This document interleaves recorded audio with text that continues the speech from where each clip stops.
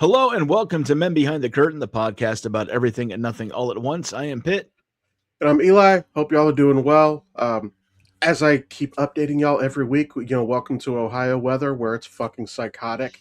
And today, I'm out here in my office. I have my hoodie. I'm not wearing my hoodie. And my next door neighbor is cutting his grass right now, which I should be doing, but I'm not. Yeah, I'm not cutting mine either.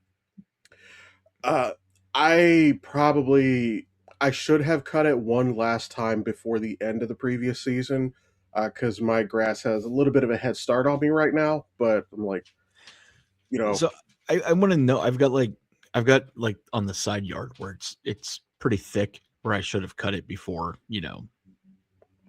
the winter.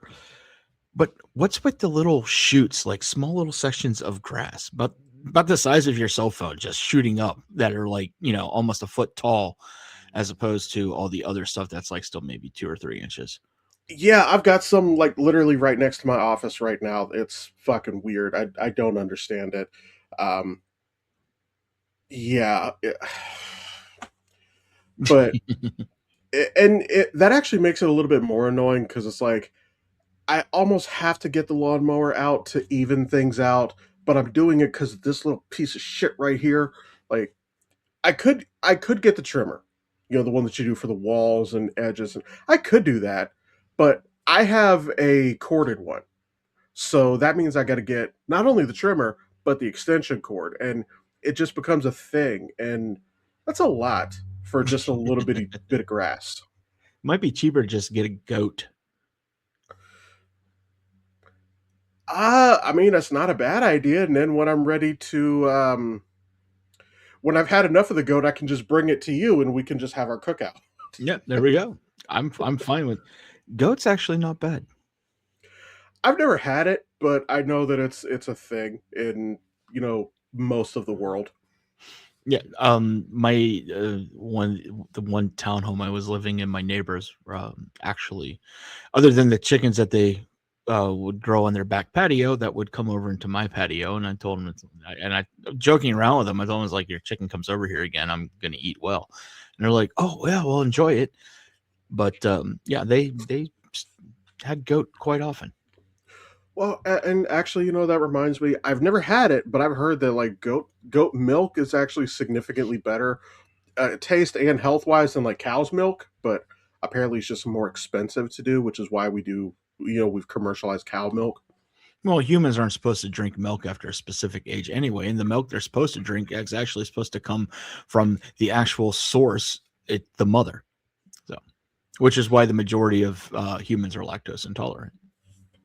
Yeah, but I mean cereal, which that's the majority of the milk that I drink as an adult. I'll just put it that way. I don't know. I don't drink any milk. I have certain uses for it. If I'm out of coffee creamer, I have used milk. Really good hot chocolate. I like to use milk to temper it rather than water because it's fucking water. Um, there's a couple of things I use it for, but not much anymore. I'm too fucking old for that. I'm not lactose intolerant, but I'm just too fucking old for that now. Yeah, well, I have a whey allergy, so You have too many allergies. I know. It's like preaching to the choir, man. But speaking of that, so I guess I can actually use that as one segue because I was talking about having to cut my grass and I don't want to. Um, the Probably one of the only billionaires that I don't fucking hate, and I'm going to say that very loosely because I still don't believe in anything I don't believe that there is such a thing as an ethical billionaire. But Mark Cuban is slightly less of a piece of shit. Like he has that RX website. He sells medicines at cost. He Yeah. does things that he could try to make more of a profit on, and he doesn't. Um, he's actually predicting a possible that the 40-hour work week could be coming to an end soon. And for fuck's sake, I hope he's right. I am. This is bullshit. Well, that was Henry Ford's idea, right? Well, if I remember correctly, Henry Ford, I don't believe is the one who invented the 40-hour work week, but he is the one who standardized it. And I still want to dig up his corpse and fight him. There are actually several reasons I want to fight his corpse, but that is a big one. Well, I mean, piece of shit vehicles is another one. We don't have a Ford sponsor, so I can say it. um, have I ever had a Ford? I don't think I have. The only one that I maybe would have wanted once upon a time would have been a Mustang, but not a new Mustang. Um, I would have wanted the old, muscle car Mustang. Uh, Now they did change it, like back in the early 2000s, I think around like 2005, where it resembled the old style, and that was cool. But then they just do they still make them? I don't even know Yeah, if they I've seen them. make them. They still I make them. I still see the pieces of shit on the road because Camaro's better. I have not seen a brand new Mustang in years, so I wasn't even sure if they still make them. But like the old classic one, I would drive that if I So, could afford it. so there was a point in time in the '80s where Mustangs became a hatchback. Okay. If you're listening and not watching, you're missing the look of utter fucking confusion on my face right now. Uh okay, that's weird. Yeah, no. One of the guys I was in high school with, he had a Mustang, but it was a Mustang hatchback.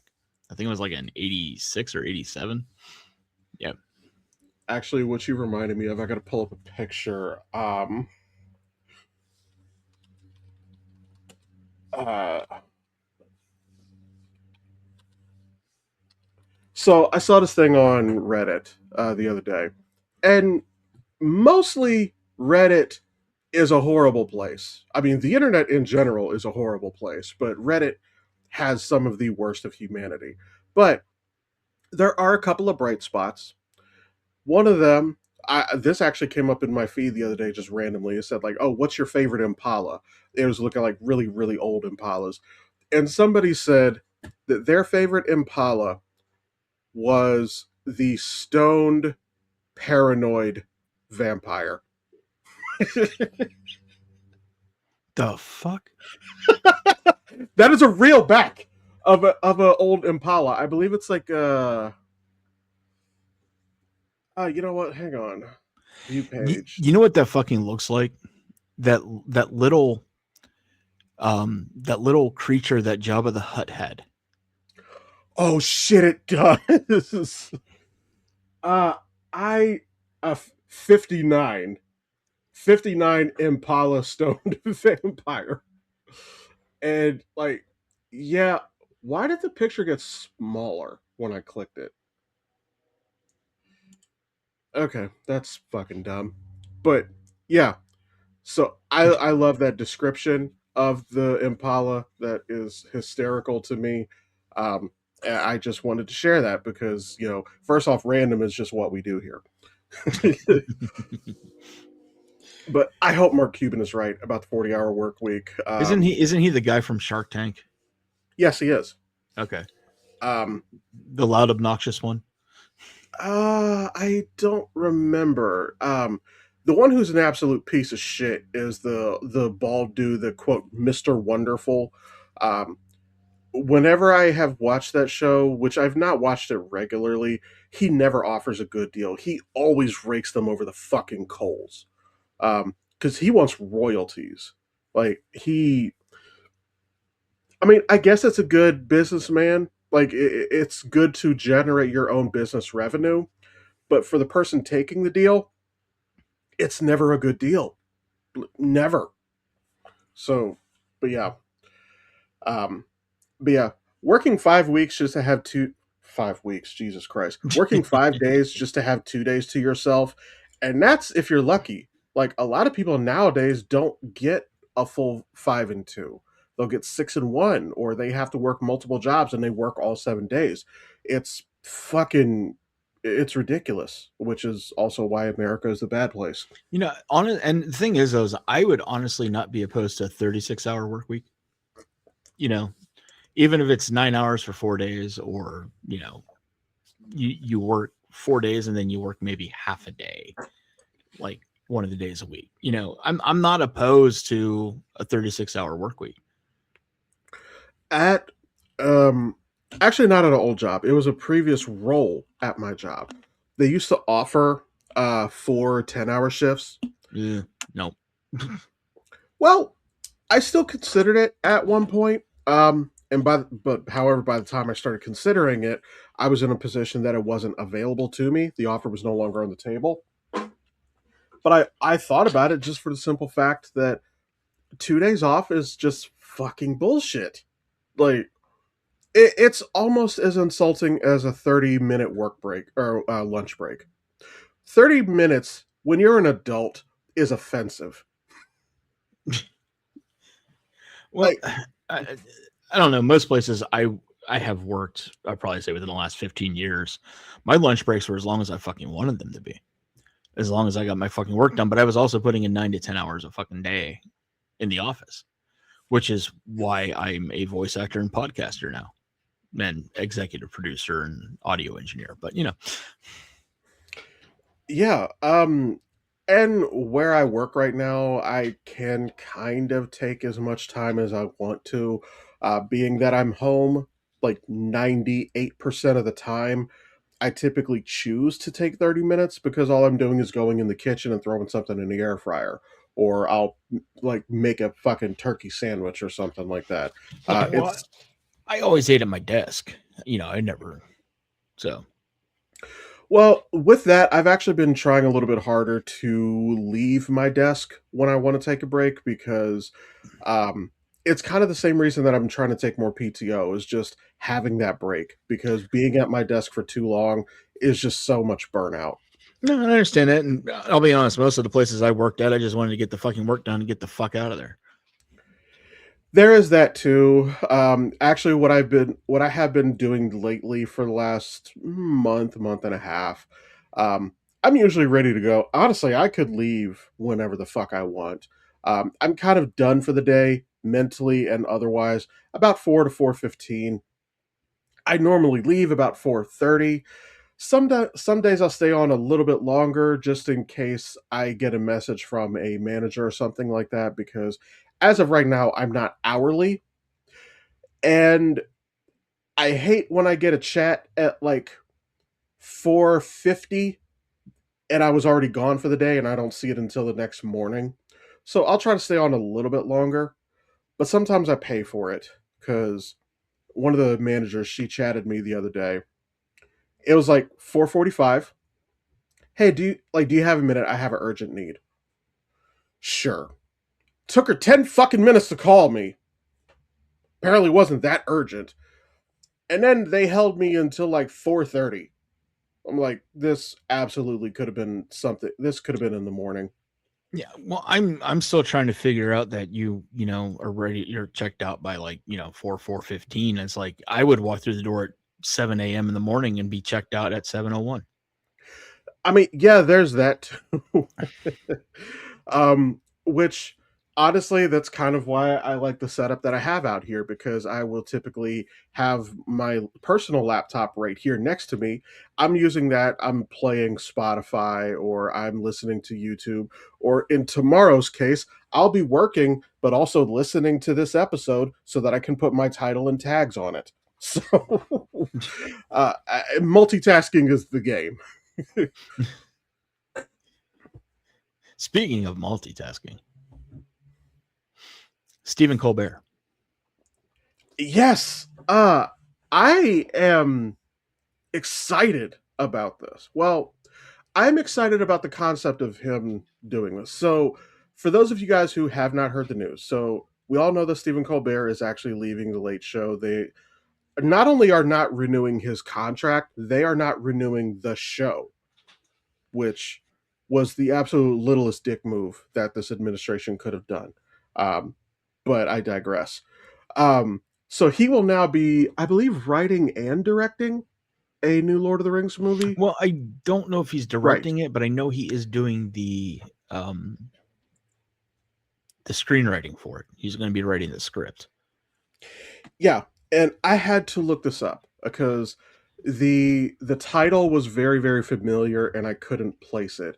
So what he's doing is Foreshadow of the Past, which for some of the hardcore fans that name may ring a bell. This is post uh, Return of the King.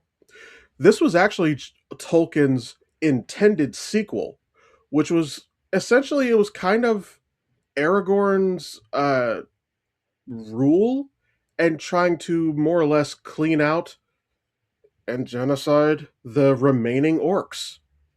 And if I remember correctly, and if you remember differently, feel free to correct me, but I believe one of Aragorn's children actually met and befriended an orc and actually started to understand that they were still a people.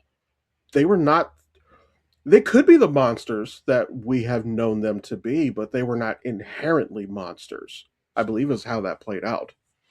Well, I can't back any of that up or refute it because I don't know shit about it.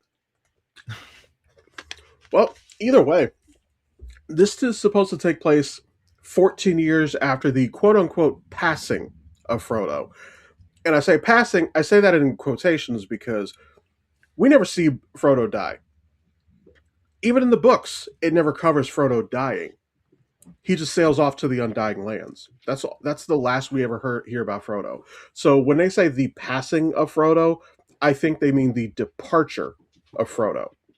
Because I mean, his death has literally no fucking relevance to the story if he's gone. But yeah, Sam, Mary, Pippin will all return. All the same actors. Uh, Elijah Wood, I don't. I think he actually is returning, even though that would just be in flashback scenes. But they are returning. Um, which actually that begs the question: will we actually revisit Gondor? Because if they're returning, I don't know that we can. Where the story left off, they're back in the Shire. Aragorn's all the way down south in Gondor. So I don't know if their stories could intersect. I'm sure they'll find a way.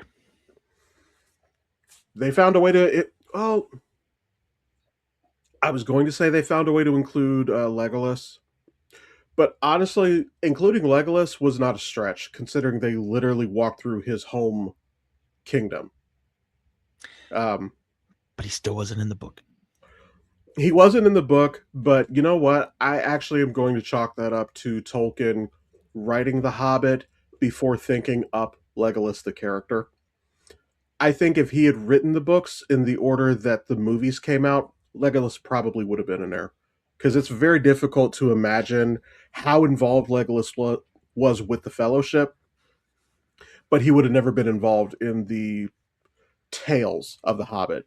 That logically doesn't make sense. So I'm not mad when the movie included him, although we didn't need Tariel. I'm sorry, that was stupid. Yes, Evangeline Lilly is attractive and easy on the eyes and all that, but her character was absolutely pointless, as was that fucking love story with Keeley. It was Keeley, right? Because I confused them. Yes. I Okay. believe it was Keeley. And I get what they were doing with that, is that they wanted to attach the audience to Feely and Keeley so that when Feely and Keeley died, we felt it a little bit more. I understood that. But I didn't need that love story to do it. Honestly, I liked their characters already. Like they were clearly so much younger than the rest. They were always the youngest of the group, but they were visibly so much younger that I'm looking at them. I know how their story ends, and it's already a shame in my mind that I know where these guys are going to end up. And honestly, I felt the same way about Thorin because he was, other than Bilbo, he was by far the best written character in the Hobbit movies. Probably one of the only well written characters, honestly, and unless you count Gandalf. Well, I think Gandalf is just a credit to Sir Ian McKellen. So I think I would agree with that. Um, he has played the role so well that I hate putting this out into the ether, but it is what it is. Ian McKellen is of a certain age. When he is no longer among us, if they try to do more Lord of the Rings projects, it is going to be very, very difficult to see somebody else in that role. And And honestly, I feel like that's a little bit of a hurdle that the show Rings of Power is having right now because they have Gandalf, but he's a younger Gandalf, and Ian McKellen is such a perfect Gandalf, which honestly, hats off to him. Like, how do you embody two iconic characters as perfectly as he does between that and Magneto? I think Gandalf and Magneto are similar in a lot of ways. Uh, you know what? I'm going to ask you to elaborate on that because I'm not sure that I see it. Well, so take Magneto psychologically. He's always kind of felt like on the outside, so he's always been trying to, play up to what people, were expecting of him. And a lot of it had to do about his powers and, how he's brought up, how he's raised, and, things of that nature. And then you have Gandalf, who, he's basically a god who has taken human form, but he's not had those same connections. He's not had those parents, to coach him along. He's not had somebody to coach him along to, deal with certain emotions and whatnot. Because you can see, at certain times, Gandalf, yes, he's playful. He shoots off fireworks and stuff like that. And there's been even times where Magneto, when he's with children and stuff like that, he's doing magnetism stuff to entertain them and bring smiles to their face. So in that way, I think there's a subtlety between Gandalf and Magneto that Ian McKellen, who probably is this way naturally, would use abilities to bring out or to lift the spirits of others. Okay. No, I can see that. And actually, you know what? I will add another layer to that. Both characters are both characters actually hold back so much of their actual power because um two projects recently have actually really showcased what Magneto's power really truly is. So before I get to that, so talking about Gandalf, so Gandalf, is a Maiar, which is, he is a literal divine being. He is an eternal being. And when they first came to Middle Earth, they were quote unquote leashed. Like they were, so a lot of their power was gated to them. Um, when he comes back as Gandalf the White, he gets a little bit more of his power, his native power back. But even then, he does not show his full power. He never does. The Balrog is probably the closest that he ever came to it, and I would argue that's because he was facing another Maiar, so he had to level the playing field a little bit. But so Magneto, so in the X-Men Apocalypse movie, and in the latest animated series, X-Men 97, I forgot something very important, which is how much metal is in the Earth. Magneto can quite literally fuck the planet should he so choose to. And I believe, yeah, it was in X-Men 97, he literally tilts the Earth. He controlled the poles, and he literally shifts the axis. And he basically threw the world into the dark ages for like a month. Like just as a fucking power move. Like he could do so much more damage if he chose to do so. So I'll add that layer as well. He plays two characters that are immensely powerful, and most people have no clue how powerful they really truly are. I agree. Um, Let me see. So, I guess one thing that we can get into, I'm just going to do this really quickly. Just excuse me, shit. Just our content of the week. Once again, that is going to be the dipshit, the diaper Donnie, the Fanta fascist, Timu tyrant.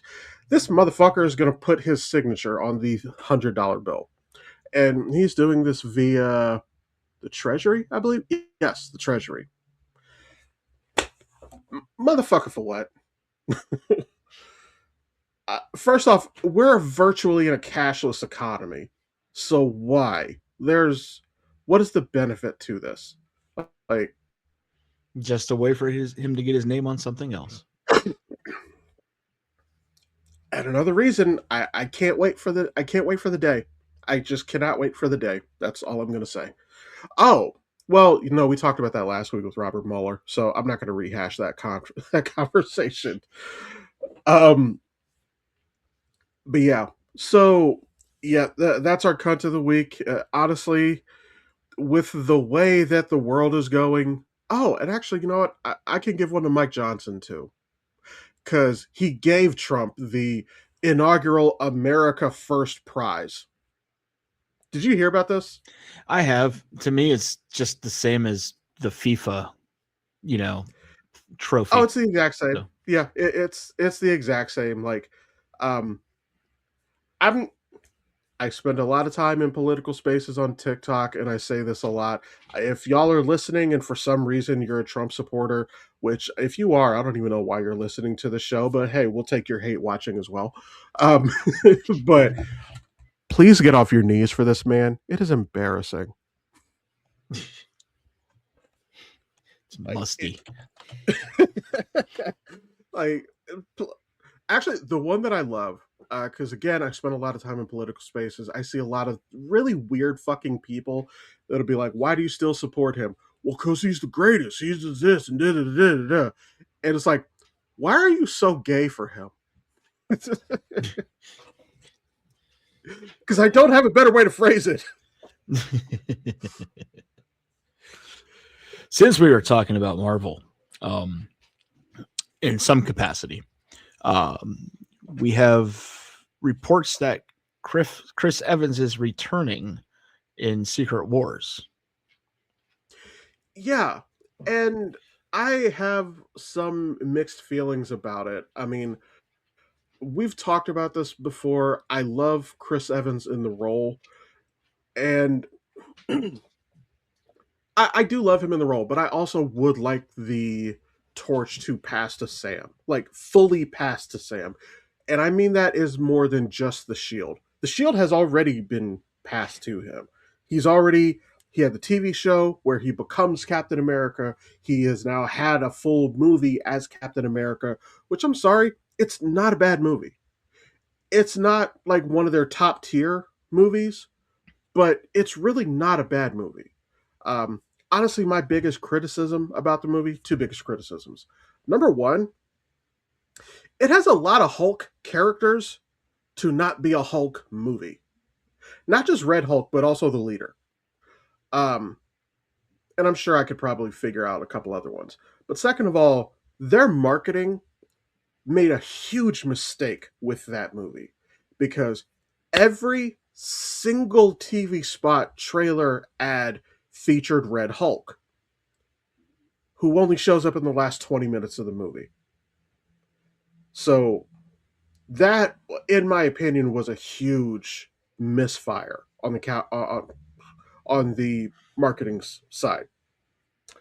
But yeah, so with Chris Evans coming back, I don't want him to come back because I want Sam to be the only Cap on the screen because I think the more that you have the original Cap, people are just going to flock to the original Cap and tell Sam you're not Captain America, even though legacy characters has always been a thing. And fuck you if you think otherwise. Actually, you know what? You know how I know that y'all understand legacy characters is fucking Robin. Because how many people have been Robin? Five that I can think of. Yeah, and the thing is, we have accepted that Dick Grayson is no longer Robin. We have accepted that he has moved on to Nightwing, and Nightwing is a great character. So that means that whether it is Jason Todd, whether it is Tim Drake, whether it is Damian Wayne, who's a fucking psychopath, we have accepted other Robins. Y'all understand legacy characters. You just choose when you like it and when you don't. So fuck you for that. But I want Hydra Cap, goddammit. Um, And that could be the way they're going. So they could pass that mantle off for Sam to be Captain America, where he and Captain Hydra have to face off. And imagine the mind fuck that would have for Sam, especially if that mask, the half helmet, half mask, whatever you want to call it, were to come off and have Steve Rogers, facade. kind of. So the scene you're painting would actually look a lot like the Winter Soldier's unmasking. Honestly, In a um, way, yeah. But I mean, we know Marvel reuses some of the same shit. well, I think they've actually given themselves license to do so because you know in the Into the Spider Verse movies, we have something what they call canon events. Spider Man always has to lose someone, whether that be Uncle Ben, whether that be Miles losing his dad, or how Miguel lost his family, et cetera, et cetera. And it goes on and on in that movie. So we have canon events. So we've already unmasked the Winter Soldier, and that was Steve, and I guess if you want to call it his canon event. Well, that same canon event could potentially pass on to um, Sam with his unmasking his old friend. So they've kind of given themselves freedom to recycle those plot points. So I could see that. Hell, they kind of did it with Spider-Man because the way that Gwen Stacy falls in Amazing Spider-Man 2 and then the way that MJ fell in No Way Home, those scenes very much mirrored one another. Yeah, well, Um, there's even talk from the new Spider-Man because we're actually going to see the appearance of Gwen Stacy in the MCU. I didn't hear about that. Yeah, so there's a shot of Tom Holland on set, and he's wearing what is it, the EIU sweatshirt, the Empire State University or whatever, something like that, or ESU or whatever. So Empire State University, which is a place that Gwen Stacy in the comics was attending. I can't remember exactly which run of the comics it was, but I think that's where they actually met. Was it ESU? So there's that. There's also talk of Ned becoming the Hobgoblin. So I think the quote reset that happened at the end of No Way Home has enabled that plot point. And you know what? I bet I know how it's going to happen. I bet it happens over MJ. Cuz right now after the end of No Way Home, so now Ned and MJ are pretty much best friends. So it is not unbelievable to think that Ned is going to have some kind of feelings for her or a crush on her or something like that. But if she doesn't reciprocate that, but she does gravitate towards Peter and or Spider-Man, which is going to happen. They're going to do it, otherwise they would not have recasted her in the movie. There's no fucking sense behind that. true. Well, I mean, the thing is if you think about it, Ned and MJ are going to remember helping Spider-Man. Everybody still remembers Spider-Man. Nobody remembers Peter Parker. True. So they're going to remember, you know, that they helped Spider-Man. They had all these good times. Yet there's going to be something that's missing. There's going to be this void that just is off. And I think that's where Ned's going to start regretting because he's going to probably blame Spider-Man for why this void is there. Okay. I could see it playing out that way too. Um, so yeah, I do think that this is what's going to lead to, and also they kind of already they hinted at it in No Way Home because he asked Toby, Spider Man, like, did you have a best friend? And then he had to tell him about Harry. Like, I had a best friend. He tried to kill me. He died. Da da da da. And then Ned kind of had this feeling like, oh God, think I'm never gonna do that. So like we as the audience are like, you Yeah, sure? you are. So Well, I mean, think about it. yeah, You got the Hobgoblin. He's got a sling ring and everything, and he's yeah. Um, and plus he, oh, you know what? The more I think about it, the more this is set up so fucking well. He doesn't remember Spider. He doesn't remember Peter. You know who else he's going to remember though is the Green Goblin. Yes. And so he and I wonder if Green Goblin's glider is still in the main universe. Because if it is, then he can just salvage that tech and pretty much build from there potentially. Yeah. So yeah, they've actually got a lot of Easter eggs in that. I'm very eager to see that.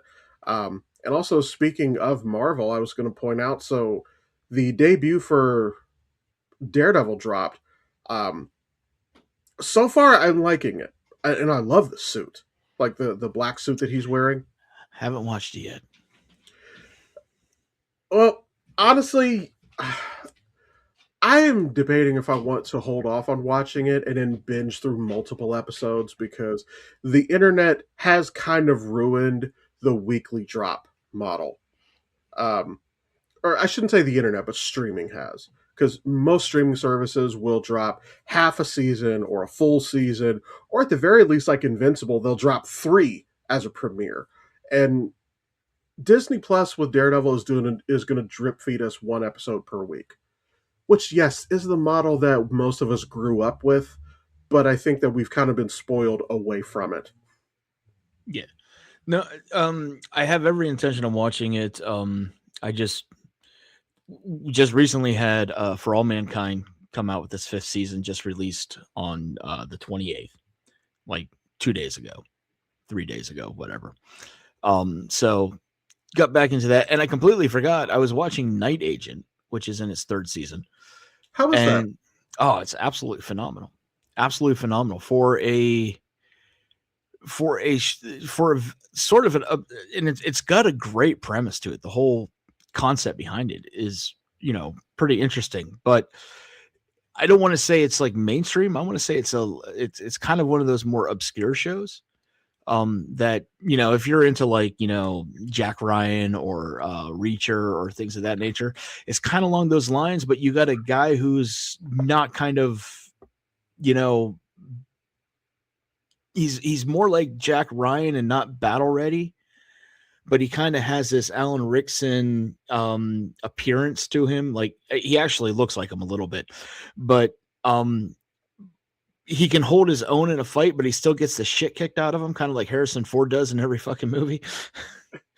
Yeah. But it's a really interesting premise, and what was interesting is like from the very first season they introduced a an antagonist who has even through season two has been growing, and then third season it's reaching that climactic point with this antagonist that was introduced back during season one. So Okay. it's well thought out and well planned. So it's a really good show, and it's one of those good things. And hopefully we can get a couple more seasons out of it. Unlike Star Trek Starfleet Academy, fuck you Paramount.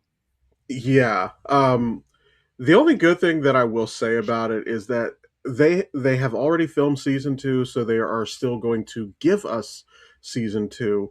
Um, if we're not going to get anything beyond that, I kind of hope that they will go back and reshoot it, like to give a more cleaned up ending. Like if this is truly going to be it, then please get rid of the cliffhangers. I know there's going to be cliffhangers at the end of season two. Every show does that. So I hope that they'll go back and reshoot to get rid of it. However, one thing I want to point out, so Paul Giamatti is a fantastic actor, but what the Jesus Christ is going on with this fucking haircut here? You mean the tic tac toe?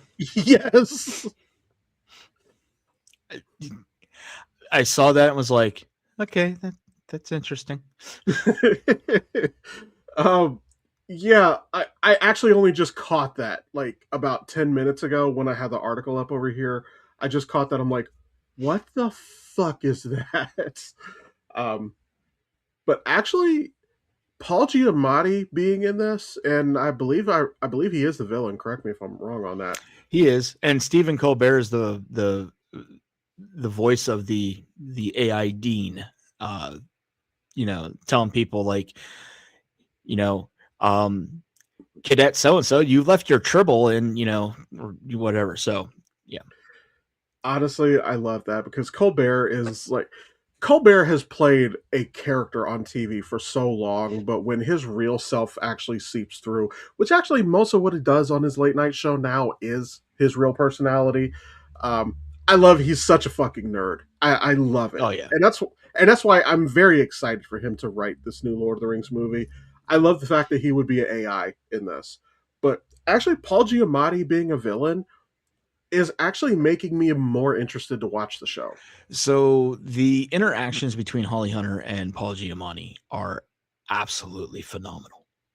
Absolutely, it's brilliant acting on both their parts. Um, I would say Noose Braca, which is the name of the character Paul Giamatti plays, is one of my favorite antagonists through all of Star Trek. Because the thing is it's not like he's evil. It's he's a guy who got fed up with the Federation's interference and people trying to live their lives how they wanted to. So he's acting out. Yes, he's not vile. He's not evil. He's just a guy that's fed up and says, I'm just going to fucking do something about it. And he's also a pirate. So, I love that. Um, but yeah, and honestly, with the quality that I've been seeing lately, especially the Paramount Plus shows, we've talked before. You're more of a Star Trek guy. I'm more of a Star Wars guy. Honestly, I might be ready to convert here because, like, Picard do was a it. great show. Do it. Picard was a great show. Discovery was a fantastic show. Um, I'm very, very early with Strange New Worlds. I'm on the episode when Spock and his fiance switched bodies. I just finished that episode, so I'm still very early in it, but like it Still has haven't seen been. the best episode yet. I know a couple of things about it. I know they have a musical episode. I know they had an episode where they get turned into puppets. I know that Zachary Quinto came back and did an episode, which I love Leonard Nimoy. And I think Leonard Nimoy, rest in peace, is probably the well, I mean, he was the original Spock. So of course he's like the quintessential Spock. But I think Zachary Quinto is as close as a recast was ever going to get. Now this guy here is good. He Ethan is good. Peck. Ethan Yeah. Peck, yeah. He is a good Spock.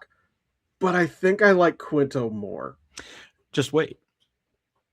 I was the same way. I love Zachary Quinto in the role, particularly the fact that he got to actually play across from Leonard Nimoy. You had Spock and Spock. So Ethan Peck's take on it is something refreshing and surprising because it's almost like when we got Spock on the original series, and I'm not talking the Cage, which was the pilot episode, the very first episode, because there's a couple scenes in there where he's showing emotions, and they were saying, oh, he's too devilish and stuff like that, so we got to change that, which Gene Roddenberry didn't. But what they did is they scaled Spock back with the more logical approach and less emotion. Now you get Ethan Peck who comes in, who is trying to he's struggling with that aspect, and you saw that in Discovery where he was trying to be logical Spock, Right. and how he was playing off of Sonequa, Martin. yeah. Yes, Nico Martin Green. So it's refreshing, particularly when he has a brief run at the con of the Enterprise.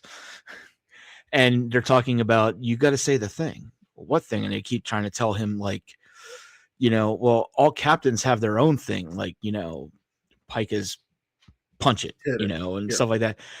So he basically comes up with his own phrase.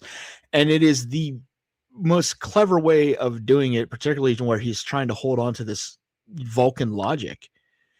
And to him, it's makes sense. But then even in further episodes, you can see where he has this, where his his humanistic side starts, coming out here and there. which I think if you take it to the original series, because that's basically what Strange New Worlds is a lead into the original series, we're going to probably see something that causes Spock to go more to the logical side of things, because he's right now you see that fight between Vulcan and human, the Yeah. logic and the emotion. So I'm loving Ethan Peck's portrayal of Spock, and I it sucks that there's only two more seasons that are going to be coming out.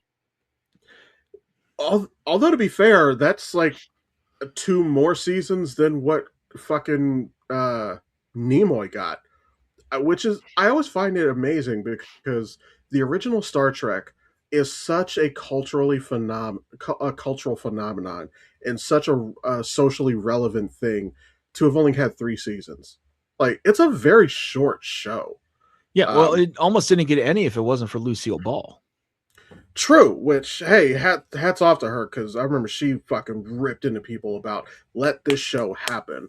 Um, Although I guess probably the original cast, the original run, probably owes a lot of its cultural success to the movies, if I'm being completely honest, because that probably carried them into the 70s and 80s, truthfully.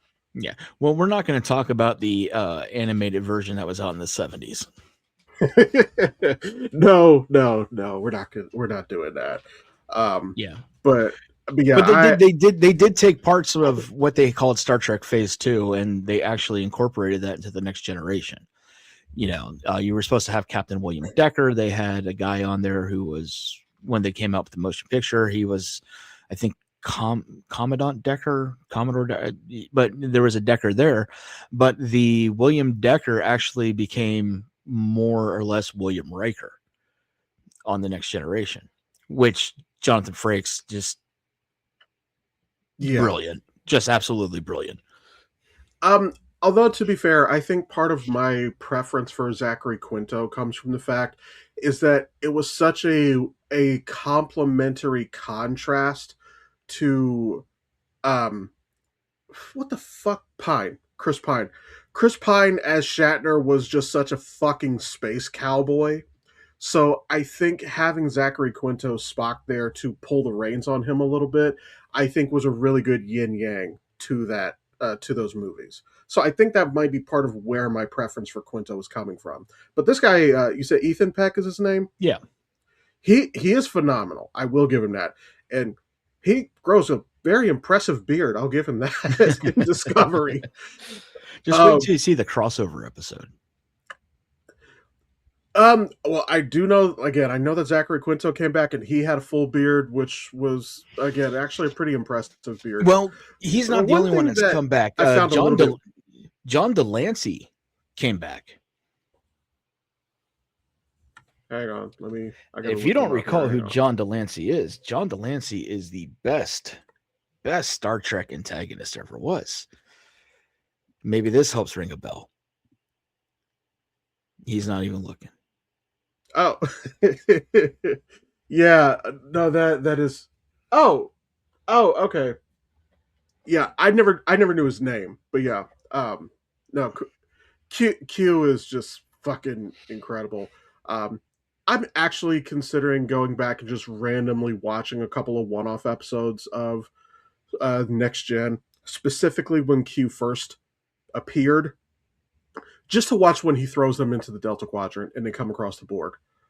Um, I kind of want to watch the whole thing again because there's a lot of episodes I just simply do not remember, like how Spock showed up in Next Gen.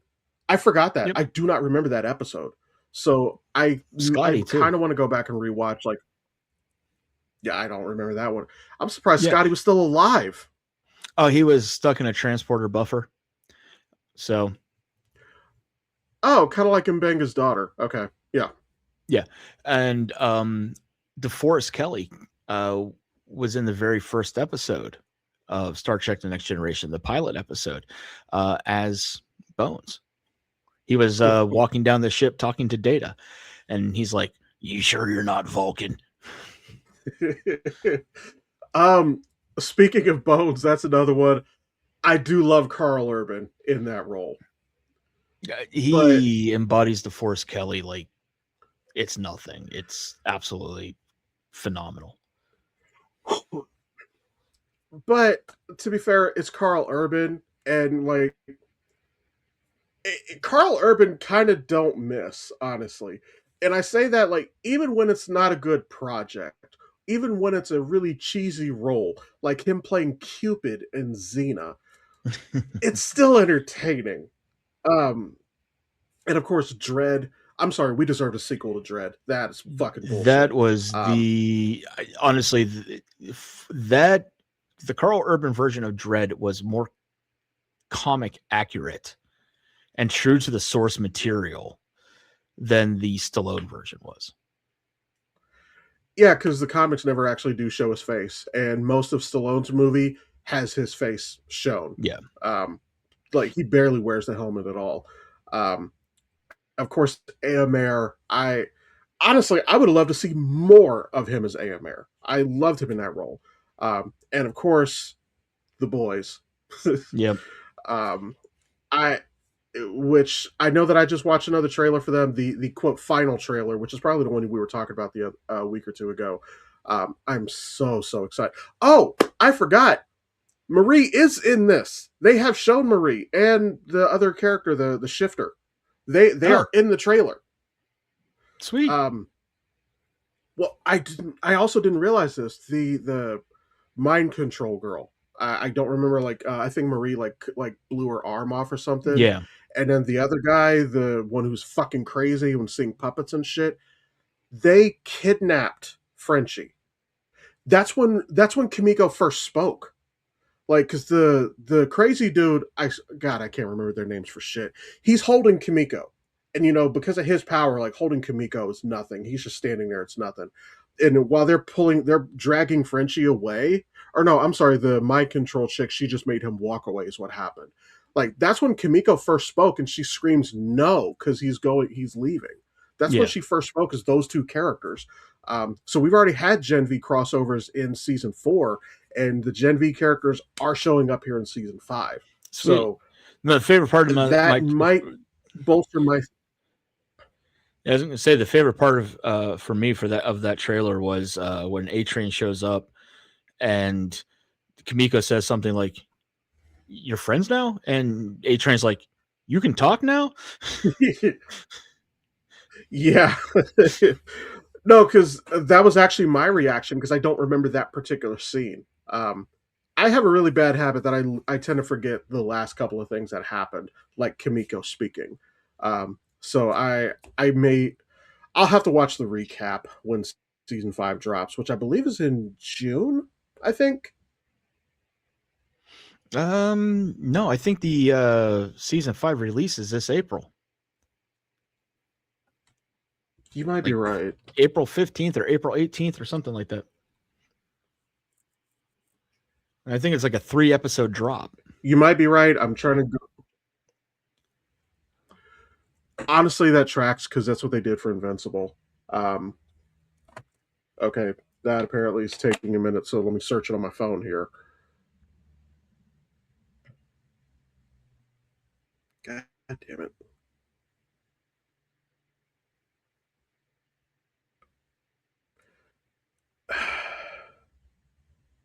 Ah, shit. My internet might be taking shit on me. Yeah, April 8th, actually.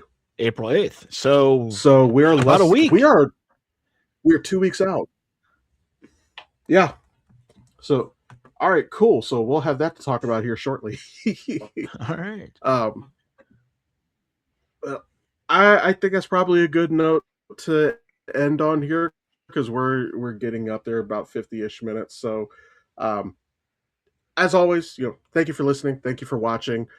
Feel free to check out our other socials. Feel free to go check out Valmont. We actually have a new episode dropping. Let me see. Today I believe or that'll be on the tomorrow. 1st. Well, tomorrow. Yeah. So, yep. So that'll be releasing Wednesday the 1st. So go ahead and check that out.